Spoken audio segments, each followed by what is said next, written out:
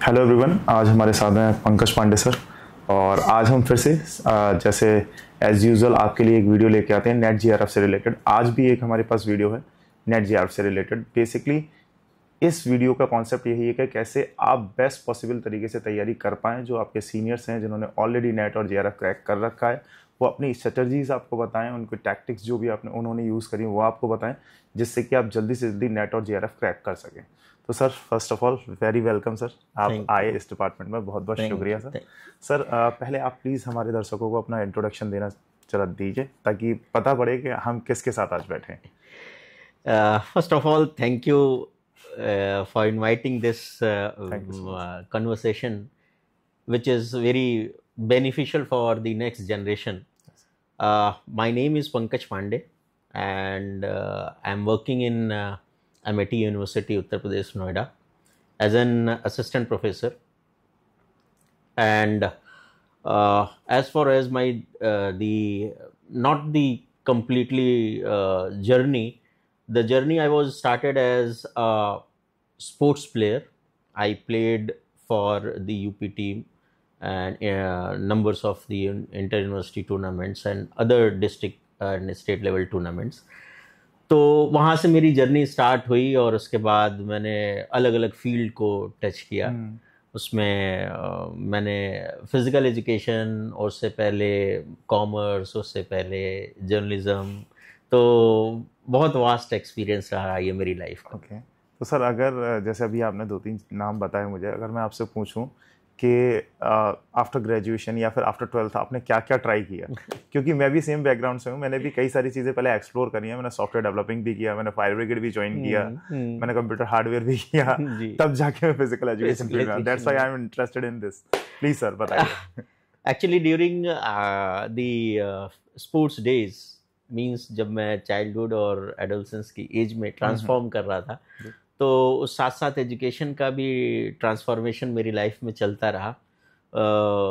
During school days मैं commerce से था, मैंने कॉमर्स किया। फिर कॉमर्स के बाद थोड़ा उसमें आई लव द अकाउंटिंग, और उस अकाउंटिंग में कैसे बजट को मैनेज करना है, वो मुझे बहुत अच्छा लगता था, उसको किया। लेकिन फिर स्पोर्ट्स की तरफ था तो डाइवर्जन हुआ कि अब साथ में कुछ और करो, लेकिन फैमिली थिंग्स, तो हमने बीकॉम पे गए। बीकॉम के बाद मास्टर डिग्री एमकॉम किया। एमकॉम के बाद समझ में आया कि zone it little bit different. So with the help of my भाभी जी, तो उन्होंने मुझे डाइवर्ट किया कि देखो तुम्हारे लिए फील्ड ज़्यादा सही है जिसमें एक्सप्लोर कर पाओगे। और आई थैंक टू माय भाभी एंड दिस फील्ड कि इसने मुझे सबसे ज़्यादा एक्सप्लोर करना सिखाया कि कैसे अपने आप को एक्सेल कर सकते हैं फिजिकल एजुकेशन, बिकॉज ऑफ ये बहुत ही वास्ट और बहुत डायमेंशनफुल फील्ड है। तो सर जैसे आप जो फैमिली मेंबर के बारे में बात कर रहे हैं, वो physical education field physical education field से दैट्स व्हाई आपको एक सही डायरेक्शन मिल गया। और she is working in the DPS school इन दिल्ली, तो वहाँ से डायरेक्शन मुझे मिला, तो फिर मैं फिजिकल एजुकेशन की तरफ आया। और एक थोड़ा सा मेरे साथ वो था कि मैं ड्यूरिंग अपने स्कूल डेज में और ग्रेजुएशन लेवल पे मैं एंकरिंग, कंपेयरिंग वगैरह और ड्रामा वगैरह करता था, तो मैंने एक जर्नलिज्म की तरफ भी थोड़ा सा टिल्ट था, तो मैंने जर्नलिज्म की कुछ बारीकियां सीखने के लिए उसमें भी किया, which is helpful in my the physical education sports area. कई के लिए मैंने कमेंट्री वगैरह भी किया और कुछ कंपेयरिंग भी की, कुछ न्यूज़पेपर में वर्क भी किया, तो ये सारा समअप मेरे लिए बड़ा अच्छा रहा। आपने देखा जाए तो एक काफी सारा वास्ट एक्सपीरियंस लेने के बाद physical education that's great sir. Sir जैसे कि ये वीडियो डेडिकेटेड है नेट और जीआरएफ के लिए, तो सर जैसे आपका भी नेट क्लियर है, अभी आपसे कुछ देर पहले बात हो रही थी। सर हर स्टूडेंट एक अपनी कुछ ना कुछ प्लानिंग बना के रखता है। बहुत सारे ऐसे स्टूडेंट हैं जिनको नहीं पता होता कि चीज़ें कैसे क्रैक होंगी, कैसे की जाएंगी, क्या एक राइट पैटर्न है, क्योंकि जब चीज़ें पता नहीं होती तो हम अलग अलग चीज़ें ट्राई करते हैं, एक में सक्सेस होंगे, एक में नहीं होंगे, किसी में फेल हो जाता है। फॉर एग्जांपल वो 21 डे चैलेंज हम ले लेते हैं, लेकिन पॉसिबल 21 डे हो पाएगा वो ऑलमोस्ट इम्पॉसिबल होता है। तो सर आप एक सही डायरेक्शन बताएंगे, आपने क्या स्ट्रेटजीज अपनाई थी और उनको अचीव करने में कितना टाइम लगा, कैसे आपने सारी चीज़ें की और कैसे नेट क्रैक किया, वो एक जो आपकी जर्नी थी प्लीज़ उसके बारे में थोड़ा सा। जी, मेरी नेट की जर्नी, नेट एक प्राइम फोकस एरिया था ड्यूरिंग दी मास्टर्स डिग्री।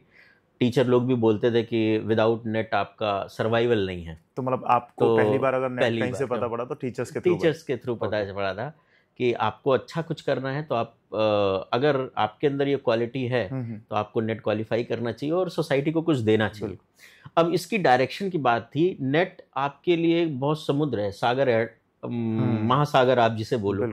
तो बच्चा उसमें स्विम करता है, उसे पता नहीं कि किस डायरेक्शन में मुझे जाना है, और फिर वो पूरे सागर में घूमता रहेगा। वो एफर्ट का वेस्टेज हो जाता है और कुछ सालों के बाद बच्चा कहता है ये मेरे से निकल नहीं रहा है तो मैं क्यों करूं इसकी तैयारी।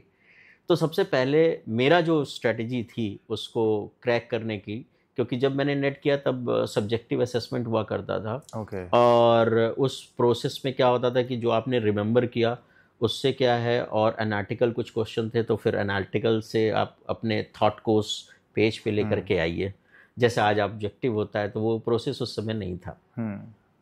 तो मैंने सबसे पहले दोनों पेपरों की डिफरेंशिएट किया कि उनका एरिया क्या है।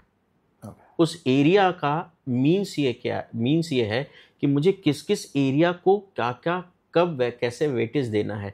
जैसे फर्स्ट पेपर की अगर मैं बात करूं तो कुछ एरिया जियोग्राफी से है, कुछ एरिया करंट अफेयर्स से है, कुछ एरिया आपके रीजनिंग से है। रीजनिंग में भी एरिया आपका मैथमेटिकल रीजनिंग है, फिर या फिर टाइम बेस्ड रीजनिंग है, तो वो रिलेशनशिप है। तो कई सारे ऐसे एरियाज थे। तो I just use my physical education कि एरिया को पहले बाई पार्ट में डिवाइड करो। वही जो हमारा बाई पार्ट मेथड जो हमारा चलता है उसी को इम्प्लीमेंट किया मैंने कि पहले इसको बाई पार्ट में डिवाइड करो, क्योंकि जब हम सिलेबस पढ़ते हैं ना तो हम अपने को कहते हैं तो बहुत बड़ा है, कैसे करेंगे। उस बड़े को पहले छोटा बनाया मैंने। मैक्सिमम तो ये होता है वो 3 पेज का सिलेबस देख के हालत खराब हो जाती है, क्योंकि फर्स्ट पेपर के 3 पेज है और सेकंड पेपर के 3 पेज है, उसी को देख के डर लग जाता है बच्चों को। जी। तो उसी बड़े को मैंने छोटा बनाया पहले तो, कि मुझे कहाँ किस वे में जाना है, तभी मेरे को एक पाथ मिला। अदरवाइज समुद्र में मैं स्विम करता रहता और कुछ भी ना हो पाता। और फिर मैंने डिवाइड किया कि यस अब स्टार्ट करना है कि रिलेशनशिप से ये रिलेटेड मुझे ये क्वेश्चन पढ़ने हैं, मुझे जियोग्राफी में पढ़ना है, लॉ में जो अभी अमेंडमेंट हो रहे हैं इस ड्यूरिंग उनको पढ़ना है, जियोग्राफिक्ल कंडीशंस को मुझे पढ़ना है, टीचिंग एप्टीट्यूड जिसका डायरेक्टली इम्प्लीकेशन हो रहा है आपके प्रोफेशन में, उससे रिलेटेड कोर्सेज क्वेश्चंस आते थे, तो मुझे उस पर फोकस करना है। तो मैंने एरिया को एक डिफाइन किया जिससे हम बोलते हैं डिलिमिटेशन किया मैंने अपनी प्रोसेस को। और सेम प्रोसेस मैंने अप्लाई किया है अपने फिजिकल एजुकेशन वाले फेज़ के लिए। इसके लिए मेरे बहुत सी बुक को कंसल्ट करना पड़ा। एक्चुअली क्या है कि हम जब स्टडी करते हैं जी सर, तो स्टडी में 2 तरीके की स्टडी करते हैं। एक तो हम करते हैं सुपरफिशियल स्टडी, ऊपर की लेयर हमने पढ़ ली और हमें लगता है कि हमको सब आ गया है, अब हम अटेम्प्ट कर लेंगे। एक होती है इनर स्टडी जिसमें हम डेप्थ में जाकर के उसका कॉज को पकड़ते हैं। तो मेरा जो स्ट्रेटेजी था कि अगर ये है तो क्यों है, उस कॉज को मैंने पकड़ा, कॉन्सेप्ट क्लियर हो गया तो मुझे लिखने के लिए ज़्यादा एफर्ट नहीं लगाना पड़ा। क्योंकि जब आपको लिखना तब आएगा जब आपके पास कॉन्सेप्ट्स होंगे। जैसे बोलते हैं कि अगर आपको 40 मिनट की क्लास लेनी है तो कम से कम आपके पास 1.5 से 2 घंटे का मटेरियल होना चाहिए। बिल्कुल बिल्कुल। अदरवाइज 40 मिनट की क्लास तब आप इजीली ले पाएंगे। तो उसी मटेरियल, उसी चीज को मैंने अपनी स्ट्रेटजी का यूज किया कि भाई सबसे पहले तो ये देख लूं कि क्या है। तो डेप्थ को पढ़ना मैंने स्टार्ट किया, और डेप्थ में भी क्या है, जो की पॉइंट्स थे बुक में, मैं की पॉइंट्स को हाईलाइट करता था कि जो उस पूरे पैराग्राफ को रिप्रेजेंट कर दे रहा है। मतलब एक वर्ड से पूरा पैराग्राफ समझ में आ जाए, मतलब जब रिकॉल करने की बात आती है, रिवीजन करने की बात। तो फॉर एग्जांपल कोई एक ऐसी लाइन है जो कि उस लाइन से अब सारी चीजें डिसाइडेड हो जाएंगी, हाँ याद आ गया, इस पूरे चैप्टर में वो चीजें दे रखी है। 1 रिपीटिशन मैक्स, ओके, आपकी मैक्सिमम स्ट्रेंथ के लिए। अब आप उसको पकड़ लिया आपने तो आप पूरा उसको डिफाइन कर सकते हो। तो यही मैंने कोशिश, अपनी स्ट्रेटजी यूज की कि भाई पहले की पॉइंट पकड़ो। क्योंकि हमारे मास्टर डिग्री में जब मैं पढ़ रहा था तो वहाँ भी टीचरों ने ये बोला कि जो मैं बोलूँ उसका नोट्स बनाओगे तो पूरा टाइम आपका खराब हो जाएगा। बिल्कुल। जो मैं बोलूँ उसका की पॉइंट लिखो, बाद में अपने वर्ड में एक्सप्लेन करो, तो आप मेरे कन्वर्सेशन भी आपके साथ होता रहेगा, आप एक्टिव पार्टिसिपेट भी करोगे और आपका नोट्स भी प्रिपेयर हो जाएंगे। बिल्कुल। तो वही चीज़ मैंने अपनी नेट की तैयारी में किया और ऊपर वाले की दया से पहली बार में ही मेरा नेट हो गया था। Great sir. लेकिन मैं ओवर एज था तो मेरा JRF नहीं हुआ, मार्क्स मेरे उस समय JRF वाले ही थे। तो क्योंकि मैं कई सारी फील्ड से वापस आया करके आया था, फिजिकल एजुकेशन में तो जो एज होती है उसकी तो उस समय नहीं था मैं। तो ये मेरी एक नेट की प्रिपरेशन की जर्नी रही। इस प्रिपरेशन में जो मैंने बोला आपसे कि की पॉइंट आप अपना बुक में करके चलिए। डोंट रिलाई, आज की जनरेशन में सबसे बड़ा एक प्रॉब्लम ये है कि मुझे सर्दी भी हो गई तो मुझे गूगल पे जाना है। तो डोंट रिलाई, क्योंकि आपके पास अगर आपने सर्च किया कि पेन का कलर वाइट क्यों है, अगर आप गूगल पे जाते हो तो आपके पास 1 करोड़ से ज़्यादा पेजेस आ जाएंगे। आप इतने परफेक्ट नहीं हो कि कौन सा पेज राइट इंफॉर्मेशन आपको दे रहा है, तो आप गलत इंफॉर्मेशन लेकर के अपने आप को ज्ञानी समझ लेते हैं। इंफॉर्मेशन बेस हमारे गूगल पे, बट कौन सी इंफॉर्मेशन हमारे लिए परफेक्ट एंड राइट है, राइट, ये एक अपने आप अलग साइंस है। एक सब हाँ, ये अलग साइंस है। तो इससे अच्छा है कि बुक की तरफ जाइए, बुक की स्टडी कीजिए, और बुक की स्टडी में भी इनर स्टडी कीजिए, डेप्थ स्टडी कीजिए। उसका केवल हेडिंग पढ़ करके ऊपर की 2 लाइन से ही पूरे नॉर्मली ये होता है स्टूडेंट 2 बुक्स पढ़ देते हैं, फिर उनको ये लगता है कि अब सब पढ़ लिया, अब तो मैं सब आता है, खत्म हो गया। और वो भी 2 बुक वो हैं जो किसी ने बेस बुक्स को पढ़ के इंटरप्रेट करके लिखी है। उनको वो लगता है कि बस ये 2 बुक पढ़ लिया, अब तो सब पढ़ लिया, अब तो PhD में कुछ बचा ही नहीं फिजिकल एजुकेशन। जी। तो बुक में भी आपको एक सबसे बड़ा उस समय ट्रेंड चलता था, जो बुक की गाइड आती थी, कुंजी आती थी, 5-10 क्वेश्चन का बुक था, वो कभी नहीं पढ़िए। उसको तुरंत अपनी बुक शेल्फ से वापस हटा दीजिए एकदम। इस बुक का अगर आपने लिया, आपके पास कंसिडर किया, तो आप पूरी स्टडी आपकी खराब हो जाएगी। आप डेप्थ पे जाओ, बेसिक आपको अपने आप मिल जाएगा। आजकल सर बहुत सारी वो शॉर्टकट बुक्स का भी चल रहा है, वो सारी, क्योंकि मुझे भी ऐसा लगता है क्योंकि जो शॉर्टकट्स वो मैंने बनाए वो मैंने अपनी समझ के अनुसार बनाए। फॉर एग्जांपल मुझे अगर हर्ट समझ में नहीं आता तो मैंने उसके ज्यादा नोट्स बनाए होंगे, और मुझे हिस्ट्री अच्छे समझ में आती है तो उसके बहुत कम बनाए होंगे। अब वही मेरे नोट्स कोई और लेकर पढ़ना चाहे तो पॉसिबल ही नहीं है कि वो जितनी चीजें गैदर करनी चाहिए उतनी कर पाएगा। Almost impossible. बिल्कुल बिल्कुल। इम्प्रोवाइजेशन जो है वो इंडिविजुअल बेस है, वो एप्लीकेशन सबके ऊपर नहीं है। बिल्कुल सर। धोनी का हेलीकॉप्टर शॉट अच्छा वही मार सकता है, बाकी सब कॉपी कर सकते हैं लेकिन बेस्ट नहीं कर सकते। बिल्कुल सर। फॉर एग्जांपल जैसे भी आपने बताया कि पहला तो हमें शॉर्टकट्स वगैरह के बारे में नहीं सोचना चाहिए, शॉर्टकट बुक्स हैं। नोट्स के बारे में जैसे अभी आप ही ने कहा कि मैं अपनी बुक में अंडरलाइन करता था, तो आपको क्या लगता है कि नोट्स हमें बनाने चाहिए या फिर सिर्फ हमें बुक्स पे अंडरलाइन करके भी हमारा काम चल सकता है? नहीं, नोट्स बनाने चाहिए।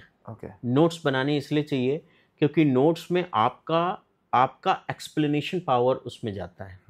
आपने तो बुक से पढ़ लिया, उसकी कंटेंट आपने रीड कर लिया, की पॉइंट भी आपने रीड कर लिया, लेकिन एक्सप्लेनेशन की बात आएगी क्योंकि जब आप एग्जाम की तरफ जाते हो, एग्जाम में बुक वाले ने अपने थॉट प्रोसेस से उसको डिफाइन किया है किसी और रेफरेंसिंग को लेकर के। बिल्कुल। लेकिन आपने क्या समझा है और आप उसको अपने एग्जाम के पेपर में उतारने जा रहे हो, तो आपका थॉट प्रोसेस वहां पर होना चाहिए। इसलिए आपको ये नोट्स का प्रिपरेशन जरूर करना चाहिए।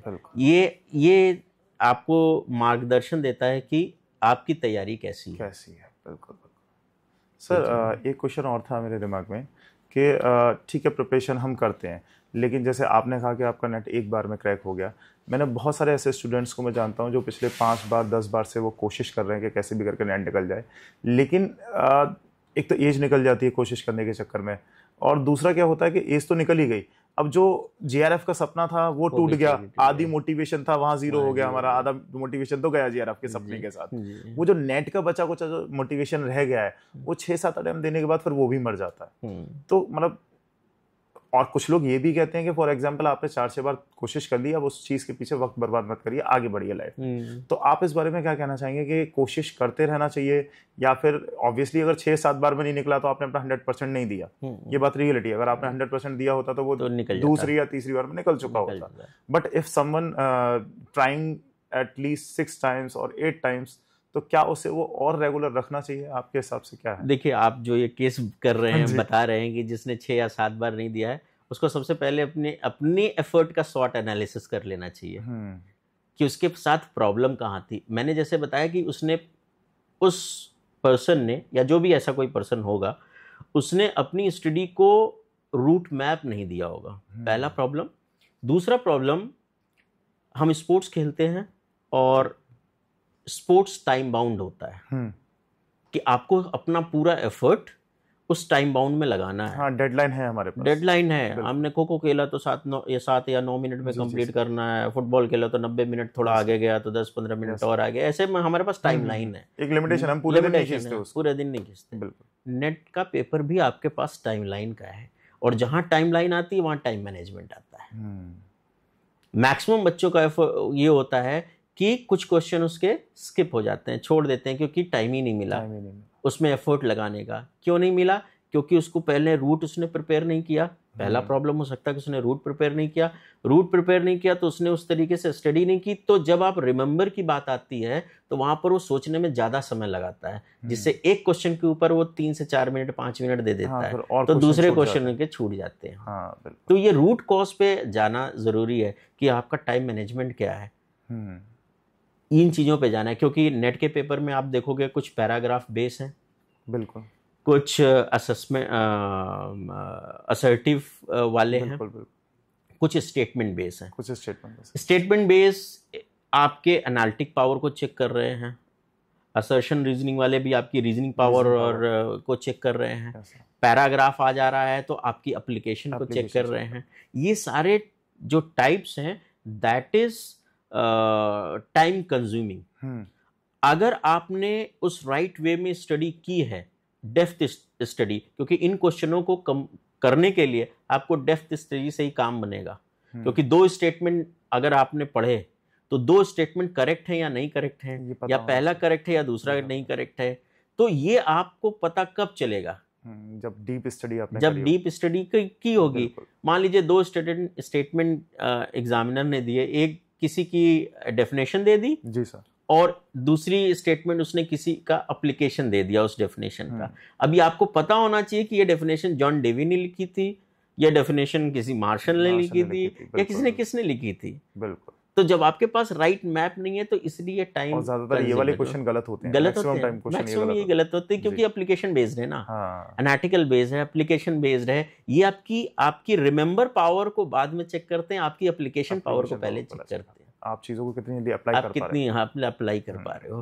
तो ये जो जिनका टाइम, मतलब जिन्होंने एफर्ट ज़्यादा बार दिया है, इसका मतलब ये है कि उनकी स्टडी राइट वे में नहीं हो रही है। राइट वे का मीन्स ये है कि एक स्ट्रक्चर्ड वे में नहीं हो रही है। उन्होंने कोई अपना रूट मैप नहीं रूट मैप कुछ नहीं बनाया है। बस वो पढ़ रहे हैं और मैच खेलने चले गए विदाउट टाइम लिमिटेशन, डेडलाइन लगा के। मतलब अगर आप फॉर एग्जांपल क्रिकेट खेलने भी जा रहे हैं तो आपके पास डेडलाइन होनी चाहिए, 3 बजे तक खेलूंगा, मेरा नंबर आए या ना आए, मुझे बैटिंग मिले या ना मिले।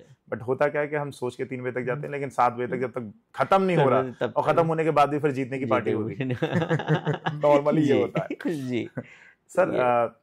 सीरियसली बहुत सारे अच्छे पॉइंट्स बताए आपने। मैं आपसे एक छोटी सी चीज़ और जानना चाहूँगा कि हम अभी, आपने कई बार बोला बेस बुक्स, तो किन्हीं 2 से 3 बुक्स का आप नाम बताएंगे जो बेस है वाकई में, जो आपको लगता है कि यार फिजिकल एजुकेशन में और आपने ये नहीं पढ़ा तो क्यों हो आप फिजिकल एजुकेशन, वो होता है ना थोड़ा सा as a physical education teacher. हाँ, देखिए, बुक को मैं किसी को प्रमोट करने का नहीं है इसमें। मैंने जो स्टडी में अपने यूज़ किया, और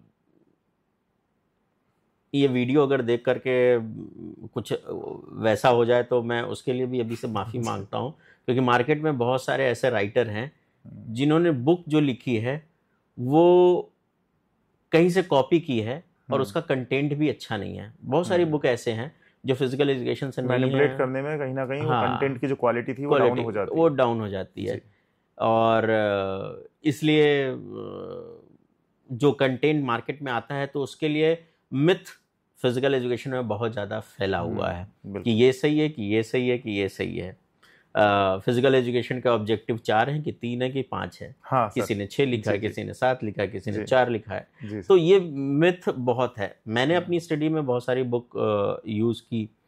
जैसे हमारे समय तो उस समय कुट्टी सर हुआ करते थे, तो उनकी बुक चलती थी प्रिपरेशन ऑफ वो। लेकिन उसके बाद भी कुछ फॉरेन ऑथर थे जिन्होंने अच्छी बुक लिखी। आपका फ्रैंक डिक थे, स्पोर्ट्स ट्रेनिंग की एक बुक लिखी थी, ये बुक लिखी थी उन्होंने। और जैनसन थे जिन्होंने हिस्ट्री और फिजिकल एजुकेशन की बुक लिखी हुई है। तो और हरदयाल सर की बुक तो चलती थी उसमें। उसके बाद एक बुक और थी जो कोर पीरियडाइजेशन और स्पोर्ट्स ट्रेनिंग से थी। अभी मैं उनका नाम भूल रहा हूँ, बहुत अच्छे ऑथर हैं वो। I will tell the name. मुझे बताइए, मैं वीडियो में डाल मैं दूंगा। वीडियो में आप डाल दीजिएगा, मैं उनका नाम अभी स्किप कर रहा हूँ। जी, तो ये 3-4 बुक ऐसी हैं जो कवर करती हैं, क्योंकि पैटर्न एग्जाम का डिसाइड करता है कि क्या उसका आगे का प्रोसेस है। क्योंकि पैटर्न में क्या है, कभी कभी किसी एरिया से क्वेश्चन कुछ ज़्यादा आते हैं, किसी एरिया से क्वेश्चन थोड़े से कम हो जाते हैं। जैसे रिसर्च के क्वेश्चंस कभी कभी ज़्यादा हो जाएंगे, या स्पोर्ट्स बायोमैकेनिक्स के ज़्यादा हो जाएंगे। इट्स डिपेंड अपॉन कि हु इज मेडिंग दी, कभी फिजियोलॉजी और साइकोलॉजी ज़्यादा हो जाएंगे, कौन बना रहा है उन question. It is depend upon the person. तो आपको एरिया सारे कवर करने पड़ रहे हैं इसका मीन्स, क्योंकि आपको तो पता नहीं है कि कौन है। आप किसी भी एक सब्जेक्ट को लाइट नहीं छोड़ सकते हैं। हर सब्जेक्ट को आपको डीप पढ़ना है, हर सब्जेक्ट आपको डीप पढ़ना है। तो इसलिए आपको पूरा स्टडी करनी ही पड़ेगी। Sir, in the end of this video मैं आपसे छोटी सी एक रिक्वेस्ट है कि जितने भी जूनियर्स हैं, जितने भी मेरे जैसे भाई हैं जो इस वीडियो को देखेंगे, नेट और जेआरएफ की प्रिपरेशन, क्योंकि आपने उस टाइम पे करी जब सब्जेक्टिव सारी चीजें होती थी, अभी टोटली डिफरेंट हो गया। क्योंकि उस समय शायद मे बी 3 पेपर्स होते थे आपके, अभी तो 2 पेपर्स हैं, और ऊपर से ऑब्जेक्टिव हो गया, बिल्कुल सिनेरियो चेंज हो गया। तो क्योंकि as a physical education teacher आप कहीं वर्क भी कर रहे हैं इस समय, आपने बताया सर, आज के सिनेरियो में आप अगर गाइड करना चाहें किसी बच्चे को, फॉर एग्जाम्पल उसे जेआरएफ क्रैक करना है, तो गाइडेंस में कौन से वो 3, 4 या 5 आपके हिसाब से कौन से वो पॉइंट्स होंगे जिसको उसे कंसीडर करना चाहिए, या आप उसको बताना चाहेंगे कि फोकस ऑन दैट पॉइंट्स? देखिए, पहला तो मैं सबसे पहले ये बताना चाहता हूँ, जो एग्जाम का पैटर्न है पहले उसको आप देखो। ओके। अब ऑब्जेक्टिव हो गया है। ऑब्जेक्टिव का मीन्स है या तो यस या तो नो। जी, राइट। सब्जेक्टिव में तो आप अपना एक्सप्लेनेशन दे सकते हो, ऑब्जेक्टिव वाले में आप अपना एक्सप्लेनेशन नहीं दे सकते हो। ऑब्जेक्टिव कब सही होगा? जब आपके पास पूरी की पूरी स्टडी आपको रटी हुई, मतलब आपने पढ़ रखी होगी। ऑब्जेक्टिव का एफर्ट आप नहीं लगा सकते, बिल्कुल, ठीक है। तो इसलिए आपको एक पैराग्राफ, 1 लाइन, 2 लाइन से पूरे को समझना नहीं चाहिए। आपको पूरा का पूरा कंठस्थ करना चाहिए, पूरा का पूरा कॉज को उसके समझना चाहिए, तब आप ऑब्जेक्टिव का जवाब दे पाएंगे। अदरवाइज वो गलत हो जाएगा। पहला तो आप डेप्थ स्टडी पे जाइए, पहला।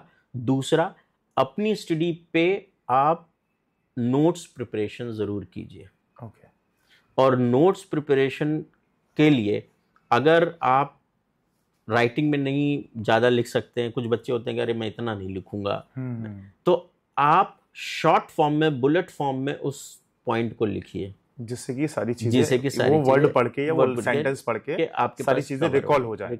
मैंने ये सेंटेंस उस सारी बातों को समराइज करके लिखा था। बिल्कुल राइट। जैसे मेरे समय में जो एक effect of exercise on the circulatory system, तो उसमें क्या है कि टाइडल वॉल्यूम, हार्ट रेट, तो जो बढ़ता था तो मैं एरो ऊपर की तरफ, शॉर्टकट एरो नीचे की तरफ। दैट मीन्स कि एक डिसाइड करता था कि एक्सरसाइज कर रहे हो तो आपका हार्ट बढ़ रहा है, स्ट्रोक वॉल्यूम बढ़ रहा है, नॉर्मल एथलीट का इतना। तो ये आपको थोड़ा सा अपना डेवलप करना पड़ेगा। आप ट्रेडिशनल वे में नहीं जा सकते हो, आपको अपना खुद का क्रिएशन लाना पड़ेगा तभी वो क्रिएशन आपके पेपर पे काम पे दिखेगा। सीरियसली ये बात हकीकत है जी। वो कुछ मैंने कुछ बच्चे देखे जो शॉर्टकट्स भी बना लेते हैं, जैसे कि KLMNO, मतलब कुछ इस तरीके से शॉर्टकट बनाते हैं, P आएगा, लेकिन ये इम्प्रोवाइजेशन है और ये पर्सनलाइज है। हाँ, ये एप्लीकेबल सब पे नहीं है। बिल्कुल सबका शॉर्टकट का मेथड डिफरेंट हो सकता है, बट ये कहीं ना कहीं काम जरूर आता है। लेकिन ये पर्सनलाइज है और सबका अपना अपना अलग इम्पैक्ट है, इसलिए सबको अपना बनाना चाहिए, किसी दूसरे के शॉर्टकट से काम नहीं चलाना चाहिए। ये thank you so much sir, seriously आपसे बात करके बहुत अच्छा लगा। और मुझे उम्मीद है कि जो मेरे जो व्यूअर्स हैं उनको आपकी बातें और आपने जो गाइड किया उन्हें, जो आपने बताया कि पैटर्न क्या रहना चाहिए, कितना प्रोसेस होगा, आपको सबसे पहली चीज के चीजों को चैनलाइज करना चाहिए कि आपको टाइम कितना है आपके पास, आपको कितना टाइम देना है। उसके बाद डेडलाइन क्रिएट कीजिए अपनी कि मेरे पास ये डेडलाइन है, मतलब है, मतलब फॉर एग्जांपल अगर मुझे 5 बजे आज बैठना है पढ़ने के लिए तो बैठना है इन एनी हाउ। ये नहीं कि मुझे जुकाम हो गया था, मुझे डॉक्टर के पास चला गया था, इन एनी हाउ। एक इमरजेंसी कंडीशन एक अलग बात है, बट आप ऐसे एक्सक्यूज ना ढूंढे कि सिर्फ अरे वहां मुझे दोस्त ने बैठा लिया या चाय पीने चल रहा है। ये एक ऐसे एक्सक्यूजेज हैं जिनको आप छोड़ भी सकते हैं। अगर कोई इमरजेंसी एक्सक्यूज है वो बात एक अलग है। तो आपकी तरफ से सर ये जो पॉइंट्स थे सीरियसली मुझे 100% उम्मीद है कि व्यूअर्स के बहुत काम आने वाले हैं। Thank you so much sir, first again thank you so much sir आने के लिए, बहुत बहुत शुक्रिया सर।